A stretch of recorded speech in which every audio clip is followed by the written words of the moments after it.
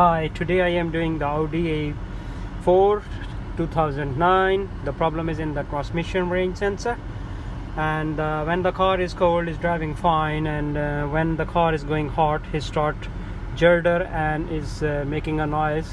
So if you can diagnose the car like this, and then you can see here, if we can diagnose, and then you can see the code coming, transmission range sensor. You can see P0706 transmission range sensor circuit, and this lever is not going, sometime is not coming from the park, and reverse sensor is not working as well. So if you have like this type of problem, you can contact us. Our phone number is 07402536382, and my name is Terry. We are in Hounslow. Our postcode is Tango Whiskey 33 Tango Tango. You can call anytime. We repair all type of ECUs.